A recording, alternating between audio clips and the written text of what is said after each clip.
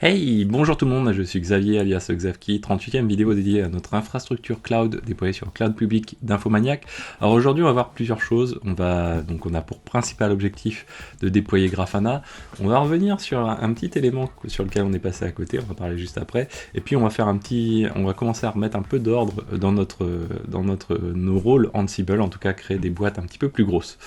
Alors la première chose, c'est une remarque que je vais vous faire parce que en fait j'ai grillé des étapes. Et oui, il y a un petit élément, si on revient très loin en arrière, en fait on avait parlé des security groups, on avait mis en place juste des security groups pour les consuls. Et là, je sais pas si vous avez remarqué, ça fait plusieurs vidéos où on arrive à consulter des interfaces graphiques. C'est un petit peu bizarre.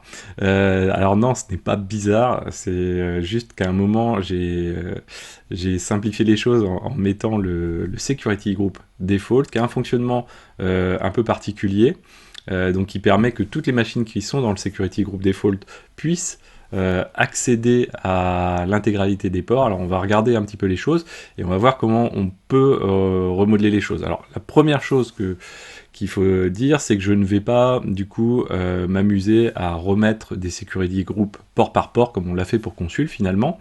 Dans tous les cas, ce security group, en plus, il y a une petite subtilité, c'est que le security group dédié à Consul, il comprend la plage 8300 jusqu'à je sais plus combien, et du coup le 8428 qui est compris qui est compris par Victoria Metrics, je crois qu'il est en plus inclus dedans. Néanmoins, compte tenu de toutes ces choses-là, le but c'est d'avancer, de continuer à avancer assez joyeusement, on va dire. Les règles de security group, là, on n'est pas réellement en production, on n'a pas besoin de limiter autant que ça, le but c'est d'être quand même cloisonné dans notre réseau, mais c'est le principal objectif. Et donc du coup, on va procéder à une petite modification. Alors, comment voir ou débugger les choses, quelques petits éléments complémentaires quand même. Donc nous, on a nos security groups qui sont ici un network security group. Ici, on les retrouve tous. Et vous pouvez vous dire, tiens, bah, par exemple, si on prend, on va prendre un compute instance. On va se faire un petit exemple même rapidement. On va faire un SSH sur test, donc nos machines de test, test3, node.consul. On va s'y connecter. On va prendre toujours cette habitude-là. Voilà, il faudrait que je change juste mon SSH config. On va s'y connecter comme ceci. Donc là, si je fais à l'heure actuelle un curl sur monitoring 1, donc notre machine de monitoring, node.consul, sur le port, on prend une des instances qu'on a créées précédemment, 90-93, je crois que c'est le Alert Manager. Donc là, on curl finalement notre Alert Manager. Vous voyez qu'on n'a pas de souci. Donc là, ça ne devrait pas passer si on était strict, si on avait été réellement strict sur tout ce qu'on avait fait. Donc qu'est-ce qui permet que ça passe ? Qu'est-ce qui permet que ça passe ? C'est pas très compliqué. Si on se rend sur monitoring, du coup, qu'est-ce qu'on a comme règle qui s'impose dessus ? Si on clique sur l'instance monitoring, vous voyez qu'on a ici le résumé de tous les security groups impliqués appliqués à cette machine. Parmi ces security groups, alors il y en a qu'on peut lire relativement plus facilement. Il y en a un qui est un peu masqué, on va dire. Donc nous, ce qu'on cherche, c'est des from, finalement. Donc là, ici, on a un from sur le port 9100, donc ça, c'est le node exporteur, effectivement. Ici, on a des from également sur 8500, 8600, etc. Donc sur notre consul, finalement, les ports dédiés à consul. On a la même chose sur le SSH, donc jusque-là, tout va bien. Et ici, on a ceci. From default. Donc du coup, ça veut dire que les machines qui sont dans le groupe default peuvent venir sur sur les machines qui ont le security group default. Donc ça, c'est un peu on va dire l'accord amiable. Donc pour le tester, on peut le faire rapidement. Edit security group. Et là, si on supprime du coup default, save. Voilà. Pop. Donc c'est appliqué. Hop, voilà. Donc du coup, si je refais le même curl, Ça ne passe pas là, cette fois-ci. Ok, donc là c'est ce que nous, c'est ce que finalement on aurait souhaité avoir, mais j'ai bypassé avec cette règle sécurité, default que j'ai mis partout. Et effectivement on l'a mis partout parce que si on regarde derrière, donc si on reprend notre terminal, hop, voilà, si on va dans code ici, code ou Codium ou ce que vous Vim, peu importe, hein. On va ressortir quand même de cet élément là pour couvrir un peu plus large, qu'on n'aille pas en rouvrir et en rouvrir. Hop, voilà, comme ceci. Toc. Donc si on se retrouve ici, si on prend l'instance monitoring par exemple, bah, vous voyez ici qu'on a le rôle default qui est ajouté. Sur Consul, on a le rôle default également. Et sur OpenVPN, j'imagine qu'on l'a également, instance, voilà, default également. Donc ça, c'est pas tip top. Alors on peut le laisser sur le VPN, même s'il faudrait le retoucher, mais j'ai pas envie de rejouer le Terraform sur le 0.1, mais faites-le vous de votre côté. Donc nous ce qu'on va faire, c'est qu'on va dire all internal. Donc ce qu'on peut faire, toc, on va faire comme ça, all internal. Donc ça c'est le fameux security group où on a dit, bah écoute, hop, si on se le reprend ici, le security group all internal, si on va dans network, security group, all internal ici, manage. Et là, on a dit, bah, on accepte tout ce qui est TCP, UDP entrant dès lors que c'est dans notre réseau en question. Donc, bah, nous, ça nous convient plutôt bien, finalement, c'est ce qu'on souhaite faire. Donc, on prend du hall internal ici. Hop, on rajoute un petit espace là, voilà. On va mettre du hall internal également, du coup, sur les autres instances qu'on a vues tout de suite, donc les consuls. Et ça se modifie à chaud, hein, donc il n'y a pas de souci. On pourrait rejouer également sur le Terraform, ça poserait pas de souci. Donc ici sur monitoring, et ici, hop, ici également. Toc, voilà, comme ceci. Donc là, on va faire un Terraform, j'ai pas un espace en trop, non c'est bon. On va faire un Terraform plan et apply ici. Donc je suis ici, voilà. Donc on se rend dans Terraform. 0.2, donc on va le faire que sur le 0.2, on va pas le faire sur le 0.1 sur le VPN, c'est pas grave, TF plan, et là on va voir ce qu'il va nous dire. Donc j'ai déjà le VPN activé, j'ai déjà sourcé l'OpenRC, et là qu'est-ce qu'il nous dit? Bah voilà, il va mettre du all internal, il va supprimer du default pour mettre du all internal, oui sur monitoring on l'avait déjà supprimé tout de suite, hein, du coup à la main, et ici pareil, du coup parfait pour nous. Donc là on va le relancer, apply. Yes, c'est parti. Donc là il va même rejouer tout le Ansible parce que je viens de réinstaller toutes les machines du coup. On va le laisser dérouler juste la partie Terraform, du coup voilà, il a fait ses petites modifications. Là si on refait notre curl, paf, ça passe, donc du coup ça fonctionne. On peut vérifier aussi par l'interface Victoria Metrics par exemple, voilà, elle fonctionne. On peut regarder VM Agent par exemple aussi, alors je sais plus si lui... C'est lui, non ça c'est VM Alert, bon enfin bon, elles fonctionnent toutes, a priori, en tout cas ça se passe plutôt pas mal. On n'a pas de rouge ici, donc c'est plutôt bien aussi, hein, nos checks passent bien, donc ça c'est cool. On laisse dérouler le Ansible, pendant ce temps-là, nous on va s'intéresser à faire d'autres choses. Donc au niveau du Ansible, première chose, on va faire un petit peu de clean, de tri ou d'arrangement en tout cas.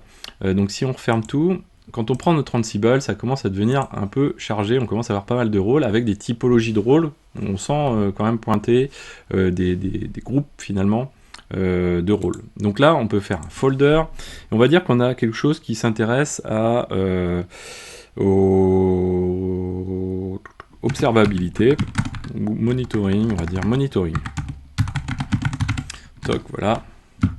Et on va mettre dedans, du coup, tout ce qui a trait au monitoring, c'est-à-dire node exporter, c'est-à-dire, alors j'espère que je vais pas planter le Ansible à côté, mais c'est pas grave, également lui, hop, voilà, comme ceci. Donc tout ce qui va être attrait au monitoring, tout ce qui est également sur Alert Manager, Karma, voilà. Donc avec ça, là, on n'est pas trop mal, je pense. Victoria Metrics, il ne nous en manque pas un, là. Non, VM Tool, c'est bon. Donc du coup, avec ça, on va aller se rendre dans Infrastructure Monitoring. Alors, on n'oublie pas parce que celui-ci j'ai peur de l'oublier, le node exporteur finalement. Donc on a notre base ici, les rôles ils sont là, node exporteur. Donc lui, il est à un niveau maintenant différent, monitoring, on a dit slash comme ceci. Hop, lui on peut copier cet élément là. Et on va avoir les mêmes modifications appliquées du coup dans tout ce qui est monitoring ici. Hop là, je vais par réflexe ici, mais non. Voilà, ici, ici, ici, ici. Voilà. Donc avec ça, on devrait pas trop mal. Lui, qu'est-ce qu'il nous fait? Ah, justement, il a été le chercher et il nous fait, ça pose un souci. Ok, was not found. Effectivement, il l'a pas trouvé, je viens de tout déplacer. C'est pas grave, on va le rejouer, on va voir hein, si on a des choses qui plantent. Et du coup, pendant ce temps-là, on va pouvoir créer un nouveau rôle qui va être dédié cette fois-ci à Grafana, tout simplement. Donc lui, on va le fermer. Et on va s'intéresser maintenant à Grafana. Donc on va se mettre dans notre répertoire de développement. On est dans démo Infomaniac, voilà. Donc ici on se met dans Ansible, Galaxy, init, rôle. Et là du coup maintenant on va mettre tout bien directement où il faut. Donc là on va le nommer Grafana, il est dans monitoring. Toc, voilà. Donc avec ça, ça doit le faire. Donc lui, il se déroule pas trop mal, on va le checker de temps en temps.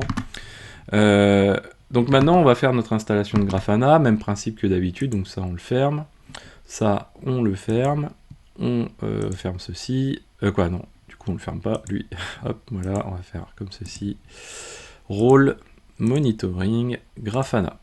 Donc derrière on supprime la partie méta, test, Travis, readme, toujours important de faire le readme, nous c'est pour ça qu'on le supprime.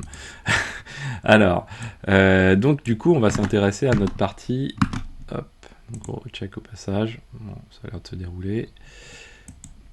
Nous on va s'intéresser à notre partie Grafana. Donc à quoi sert Grafana? Donc pour les gens qui ne connaissent pas, mais là c'est vraiment un outil qui est extrêmement utilisé et qui est capable de fédérer un peu tout ce qui existe en matière d'observabilité, que ce soit le monitoring, les logs ou le tracing. Il permet de tout collecter, de connecter ce qu'on appelle des data sources, donc qui sont finalement des bases de données spécifiques dédiées soit aux logs, dédiées aux métriques, au tracing, et de pouvoir se plugger dessus et de pouvoir les interroger grâce à leur propre langage spécifique. Ça veut dire que Grafana met à notre disposition des aides, des assistants pour rédiger des requêtes, ou sinon on peut taper directement les requêtes, mais spécifiques à l'outil, au langage de l'outil. Donc si on a une data source qui va être Prometheus ou Victoriametrics, ça va être du PromQL, mais si on a une data source qui va être de type Postgres par exemple, on va pouvoir faire du SQL. Si on a une data source Elasticsearch, on va pouvoir faire des requêtes Elasticsearch dedans. Donc ça c'est vraiment très très cool, et il permet derrière de réaliser de la visualisation principalement, donc avec des dashboards qui sont, donc un dashboard c'est un ensemble de graphiques par exemple, ou d'éléments visuels qu'on appelle des panels. Ces panels derrière, on va pouvoir les construire au fur et à mesure. Ils peuvent être de différentes formes, hein, on va pas les rebalayer toutes, mais ça peut être des graphiques, des tableaux, des camemberts, des chiffres simplement qui évoluent. Donc il y a vraiment beaucoup de choix là-dedans. Grafana fournit aussi de l'alerting, il embarque un alert manager à lui complètement dedans, donc on peut graphiquement créer par une interface graphique, créer des alertes, et sur les différentes sources de données qui arrivent. C'est-à-dire, Alert Manager, lui, va être assez trivial, puisqu'il va faire des alertes sur Victoriametrics, par exemple. Je check au passage, voilà, ça s'est bien déroulé, super. Derrière, il va faire Victoriametrics, mais si, par exemple, vous voulez faire des alertes sur des seuils dans un PostgreSQL, par exemple, on pourrait très bien le faire avec Grafana, donc ça, c'est cool. Ensuite, ce qu'il faut savoir, c'est que ces dashboards ou ces alertes, même on peut les extraire en format JSON. Nous, c'est ce qu'on va utiliser par la suite, dans la prochaine vidéo notamment, et ça va permettre de les partager, de les guider, les versionner, etc. Donc ça, c'est très très cool. Ces dashboards, du coup, comme ils sont versionnés, on peut les partager, ils sont en format JSON, comme je disais, et on peut retrouver des dashboards sur la communauté très facilement. Il y a un point de partage des dashboards par Grafana, et il y en a énormément. Généralement, quand on met en place un exporteur sur un outil donné, ou qu'on dispose de métriques sur un outil donné en format PromQL, vous faites une recherche dans votre navigateur, vous allez trouver généralement un dashboard qui correspond, ça arrive très très souvent. Voilà, donc ça c'est la petite intro pour Grafana. Donc maintenant le but ça va être d'installer Grafana. Donc pour l'installer, donc ça c'est réglé. Pour l'installer, lui, on va revenir comme ceci, Overview. On va donc se rendre d'abord dans les defaults du rôle, hein, toujours le même principe habituel. Et là, on va avoir un secret parce qu'on a besoin de se connecter à notre Grafana avec un user password, hein, finalement. Donc ça va être le user password par défaut, à savoir que Grafana, derrière, on va pouvoir lui coupler, donc créer des users, organiser un petit peu les choses avec ce qu'ils appellent des organizations, ce genre de choses. Et derrière, on va pouvoir aussi lui connecter, par exemple, alors peut-être qu'on le fera, une source d'authentification externe, telle Keycloak, par exemple, ou d'autres type LDAP, etc. Nous, on va mettre un password par défaut qui va être celui-ci, mais on va le surcharger. On a appris à faire du Ansible Vault. Donc du coup, pour le surcharger, hein, on va appliquer la même méthode que l'on avait fait. Alors je sais plus où est-ce qu'on l'avait fait.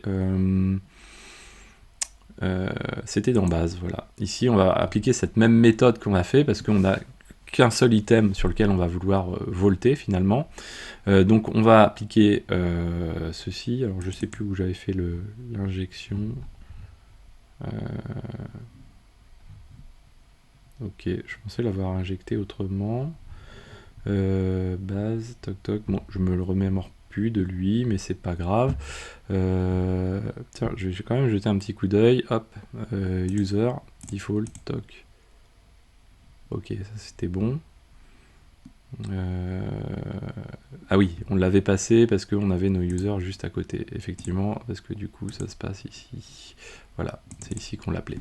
Ok, donc c'était un cas particulier. Donc nous, on va aller se placer dans monitoring ici, on va générer donc hop notre ouais, alors c'est pas ça qu'on va vouloir faire. Donc nous, ce qu'on va vouloir faire, c'est rajouter ici une autre valeur, hein, finalement, qui va être un vault.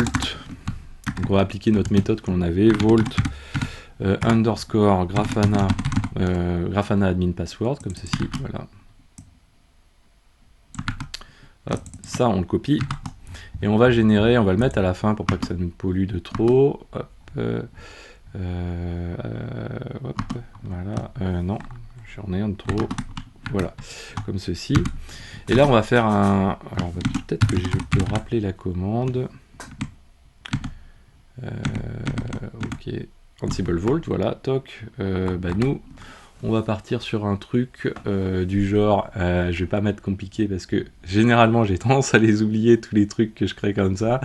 Est-ce que ça va poser des soucis si je mets un truc trop facile pour après? Je ne pense pas. Non, je pense pas, du coup on va partir sur ça. Donc là on réutilise surtout, attention, le password que l'on a défini dans notre... D'ailleurs, je sais plus si... Voilà. Que l'on a défini dans notre fichier de Vault Password. Hein. Je vous invite à retourner voir la vidéo dédiée au Vault Password si c'est le cas. Ici, hop, on va se mettre là. J'ai zappé une ligne. Donc la ligne qui est celle-ci, voilà, toc, on copie ça, on va le mettre ici. Voilà, donc avec ça, normalement, on n'est pas trop mal ici. Donc lui, il fait référence, donc il est bien dans les vars, hein, ouais, et il fait référence à celui-ci. Parfait, et celui-ci va venir surcharger du coup cette valeur-là qui est dans notre default.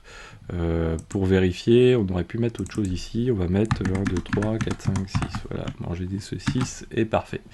Donc, avec ça, on est pas mal.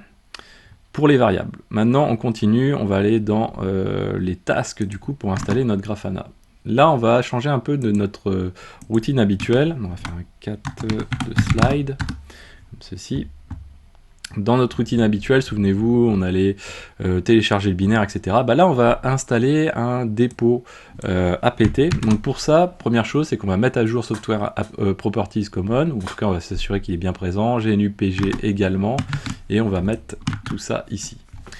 D'ailleurs, c'est des choses qu'on pourrait mettre dans le base directement, parce qu'on ne sait jamais, ça peut servir autrement. Donc du coup, ça je vous l'ai déjà expliqué, ça dépend des perspectives du rôle qu'on veut avoir. Soit on se dit ça c'est spécifique au rôle et du coup on le met là parce qu'on sait que le rôle on veut peut-être le partager à terme, soit sinon on se dit c'est vraiment dans notre infra et ça c'est assez trivial, on le veut l'avoir partout. Et dans ce cas de figure là on va le mettre dans les tasks ici comme ceci, toc, voilà. À savoir que cet élément-là, on pourrait le variabiliser et mettre tout ça dans une variable qui va être stockée dans le default, par exemple. Ça se fait assez couramment. Donc ça, on a mis à jour. Ensuite, du coup, il nous faut rajouter, donc première chose, récupérer la clé GPG du dépôt Grafana. Là, je passe un insert à no parce que des fois, ça peut devenir bloquant. Vous pouvez le passer à true, je pense que ça doit quand même fonctionner. Ensuite, on ajoute le dépôt Grafana, du coup, qui est dissocié de notre... Alors, ce qu'on peut faire, on va quand même les mettre à true, lui. Yes. Je pense que c'est true ou c'est yes, je sais plus. À chaque fois, des fois, il y a des choses, ça varie. Et donc... derrière, oui, il n'est pas associé à notre système d'exploitation. Maintenant, on va installer Grafana dans ici le dépôt. Donc là, on a ajouté la clé du dépôt. Ensuite, on a ajouté le dépôt lui-même.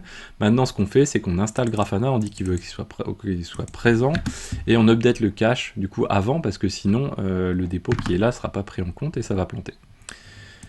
Ensuite, une fois qu'il est installé, ce qu'on va faire, c'est que Grafana, il a un fichier dans /etc Grafana init, et là, on va aller rechercher plusieurs éléments. Donc, on va aller rechercher l'élément qui est commenté. Vous voyez, si ça démarre par un point virgule, on est en init, ça veut dire que c'est un commentaire. On va rechercher l'admin user ici, qui est par défaut admin, et on va aller remplacer cette ligne-là, donc qui est commentée, par...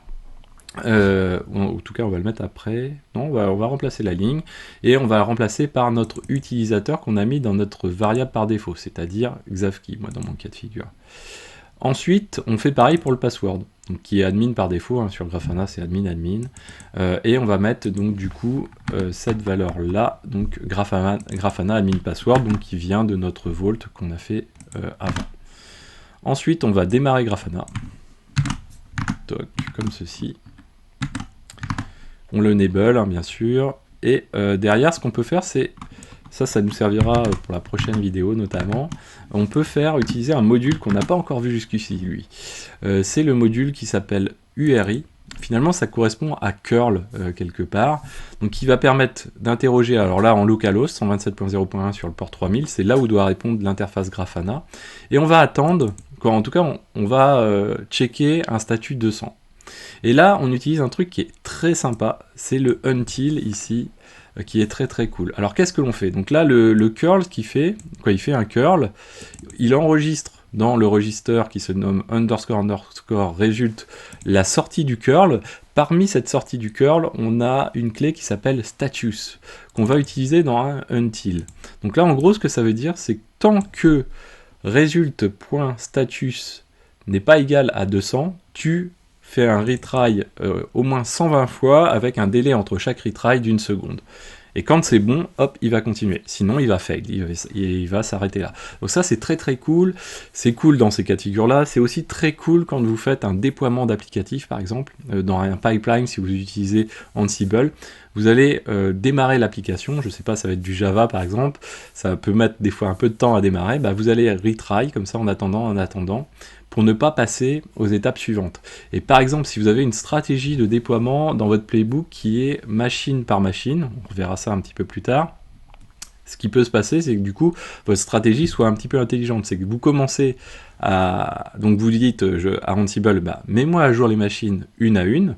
Mettons que j'ai, pour un service donné, j'ai 3 instances, donc VM1, VM2, VM3, qui servent le même applicatif. Et bien, si je veux faire du déploiement sans trop de risques, ce que je peux faire, c'est lui dire, écoute, tu mets à jour les machines, machine par machine, au niveau stratégie Ansible. Et dans la fin de la réalisation, faire un check de ce type-là.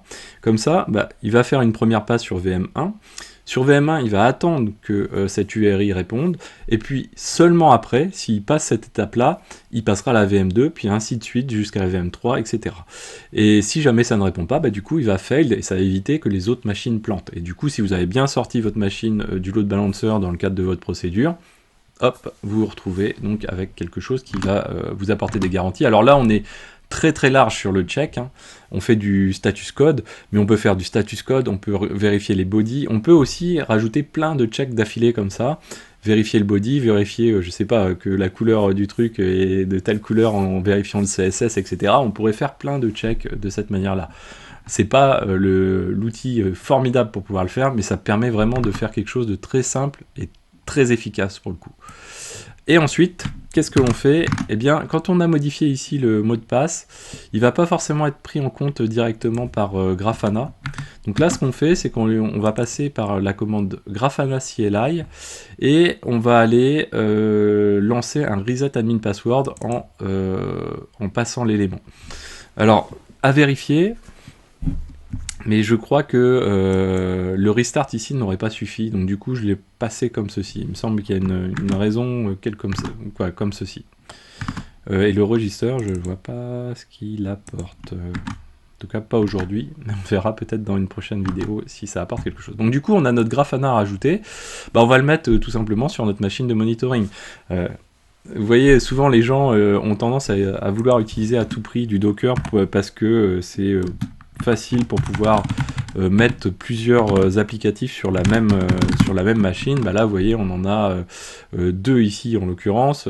Donc ça fait 3, 4, 5, 6 applicatifs et pour autant, ça se gère plutôt bien, mais au contraire, on a complètement la main sur les choses, quoi.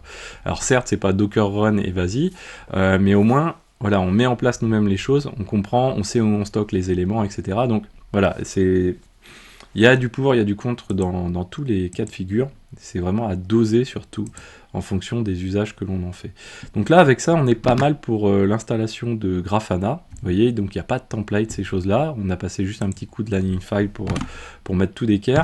On va relancer le monitoring, mais juste le playbook monitoring uniquement sur ce dont on a besoin, parce que là, on l'a déjà fait en plus tourner plusieurs fois, du coup. Ansible, toc, ici, on commande ça. Quoique non, oui, j'ai mis dans base. Alors du coup, je vais pas commenter. Bon, on va le voir. Est-ce qu'on essaye de gagner du temps? Ah, il y a une chose qu'on n'a pas fait. Consul service. Et oui, il faut pas l'oublier lui. Donc sur le port 3000. Donc on va se mettre dans notre Ansible monitoring ici. Hop, et là on va en rajouter un. Toc ici. Et il est important Grafana parce que vous allez voir après, on va lui faire, vous sentez venir le coup où on a plein d'interfaces graphiques, on passe toujours par des ports jusqu'ici, on va quand même passer par un load balancer et on va peut-être essayer d'y accéder de l'extérieur quand même à un moment donné. Donc là, on va se mettre sur le port 3000 et sur le port 3000 ici. 3000, voilà. Toc, c'est parti, Terraform apply, du coup, j'ai pas fait de bêtises, non c'est bon. Hop, yes, go. Donc c'est parti. Donc là, oui, il fallait rejouer le base parce qu'on a le GNUPG, etc. qu'on a mis dedans. Donc du coup, si jamais on le faisait tourner, du coup, il y avait peut-être des chances qu'on n'ait pas GNUPG et que du coup, les dépôts de Grafana, on ne puisse pas les installer. Donc assez important à prendre en compte. Donc on attend gentiment du coup que notre service arrive ici. Donc important, hein, ce que je vous ai dit sur les security groups, surtout bien garder en tête à doser la sécurité en fonction de votre cas d'usage, ça c'est quelque chose qui est primordial. Gérer de la sécurité au port quand on sait qu'on est déjà en sécurité dans notre réseau, ça revient à faire de l'IPtable quasiment à la machine. Donc c'est vraiment quelque chose qui est assez significatif, hein, parce que là, vous voyez le nombre d'interfaces graphiques qu'on a rajouté avec des ports différents à chaque fois. Soit on se dit, ok, c'est que utilisé en localhost et je veux pas aller débugger, par exemple, le VM Agent ou le VM Alert. Finalement, si ça tourne, on n'a pas besoin de se rendre dessus. Donc, bon, c'est pas très, très, très important finalement. Le Victoria Metrics c'est un petit peu différent pour le coup. Le Alert Manager également à la rigueur, mais le Karma par exemple, on souhaite potentiellement y accéder. Donc du coup, là encore, c'est pas forcément tip top d'aller mettre des règles de sécurité. Donc on aurait eu le Karma, on aurait eu le Victoria Metrics.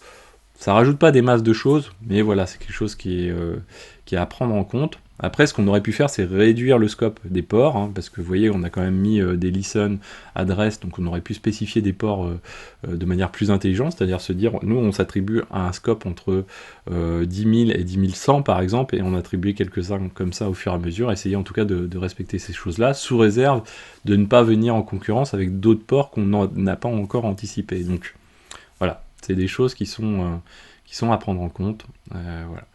Alors, donc là il est parti, consul service, ok. Là il est sur quoi? Je sais plus, la certe, ok.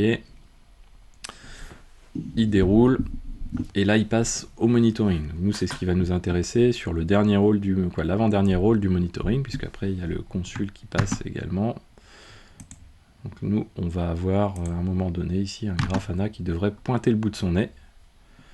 Hop, VM stack, ok, tout ça. Donc là, c'est l'occasion de vérifier que tout se passe bien. Si jamais on a besoin de débugger, on ira commenter cette fois-ci les rôles. Alors ça avance gentiment. Voilà. Donc là, il est Alert Manager, ok. Il va nous faire Karma, je pense. Ou en tout cas, il a peut-être... Non, il va nous le faire, je pense qu'il l'a pas déjà fait. Ah, on a un download de Alert Manager. Tiens, c'est assez étonnant, ça, par contre. Ça, c'est pas tout à fait normal. On va le débugger, mais... hop, voilà. Toc. Alert Manager, il a été le downloader. Et donc, du coup, on l'a déjà installé lors de la vidéo précédente. Hein, souvenez-vous, Monitoring, Alert Manager... Task main. Donc là, il a été joué cette tâche-ci, en fait. Donc est-ce qu'on n'a pas loupé un truc sur les versions? Version, toc toc. Alert Manager existe. Donc lui, il existe bien. Oui, c'est le cas de le dire. Et le version, est-ce qu'il correspond bien aux versions? Oui. stdout, ça semble bon. Et Alert Manager version, est-ce qu'on a bien une variable Alert Manager version? Oui. Logiquement, il aurait pas dû y toucher. Là, il aurait dû faire skip, quoi, en fait, dans ce cas de figure-là. Pourquoi il n'a pas skippé? C'est assez étonnant. On a un false, peut-être plutôt comme ceci, déjà, mais... peut-être que le F a joué, hein, c'est pas impossible non plus. Donc là, on attend qu'il nous mette un petit coup de Grafana. Donc là, il est retry sur le Grafana, vous voyez. Toc, toc, toc, il retry, il retry, il retry. Donc il est en train de démarrer le Grafana. Ah, il vient de finir, voilà. Hop, il est passé. Donc ça fade, ça fade, ça fade. Alors le fade de retrying, hein, pas le fade fade. Et du coup, il est passé ensuite et il a fait, ah ok, c'est bon, ça répond sur le port 3000, je continue. Alors très important, hein, c'est que ça réponde avant qu'on joue du Grafana CLI. Hop, si on reprend, parce que sinon ça plante. Si cette commande-là, on la joue ici, par exemple, bah là, ça risque de planter, parce que le Grafana CLI, lui, en fait, il fait que d'envoyer, finalement, à l'API des requêtes de mise à jour. Donc là, il y a de fortes chances que si sur le port 3000, ça répond pas, ça veut dire que notre Grafana n'est pas up. Bah là, voilà, on a un Grafana qui est up, du coup. Donc si on fait on a dit le port 3000, donc grafana.service.consul 2.3000. Alors ouais, toujours classique, http // hop, voilà. Donc là, pour le moment, on n'est pas en mode sécure, hein, puisqu'on est en http. Ici, donc on a xavkey, on a dit, et... Ouais, voilà, donc on est connecté. Donc là, on arrive à notre Grafana, super. Maintenant, bah, c'est ce qu'on fera dans la prochaine vidéo, mais là, on peut déjà le faire hein, manuellement. On va ajouter une data source, une connexion. Et nous, on va être sur une connexion, du coup, de type... tiens, j'aurais checké un truc avant. Ok, ils sont pas dedans. Donc, on va checker si on arrive à se connecter. Et du coup, nous, on est sur un modèle Victoria Metrics où c'est équivalent à un Prometheus. Ok, donc on va ajouter ici notre Prometheus qu'on va appeler cette fois-ci Victoria Metrics. Donc ça c'est le nom de notre data source. On va dire oui, c'est celle qui est par défaut. Et là ici on va mettre http : bon, je lisais encore peut-être. Non. Alors, est-ce que je l'ai? Ça doit être... Non, ça c'est pas lui. Ouais, ok, alors faut que je tape. Donc on va être en 84.28, parce que ça dépend si on est en mode cluster de Victoria Metrics ou pas, c'est pour ça vous voyez c'est des anciennes saisies, mais donc nous on a dit qu'on était à vmetrics, .service.consul sur le port 84.28. Sur mode cluster, il faut rajouter le détail de l'API derrière. On n'a pas d'authentification particulière, on n'a pas de cookies, ce genre de choses. Donc là, on peut faire save test. Donc là, il vient de nous la rajouter, il nous dit que ok, ça s'est bien passé. Donc là, on peut aller on peut faire un dashboard direct, create dashboard, toc, add visualization. Et là, souvenez-vous, on avait, donc là, hop, on va sélectionner. On avait notre petit, donc moi je vais aller taper directement. Soit on sélectionne ici les métriques que l'on veut. Donc là on peut choisir node exporter. Moi je suis plus coutumier du code quoi pour le coup. Donc ici on va mettre node underscore load 1 par exemple, voilà, toc, apply, execute run query, pardon. Et ici on peut même aller mettre du coup donc dans les légendes ici, on va dire qu'on a une légende custom et on va dire qu'on va se baser sur le nom de l'instance. On veut pas tout le bazar qui est en dessous ici. Toc, et voilà, on a nos instances, consul 1, 2, 3, monitoring, OpenVPN, etc. Apply, toc.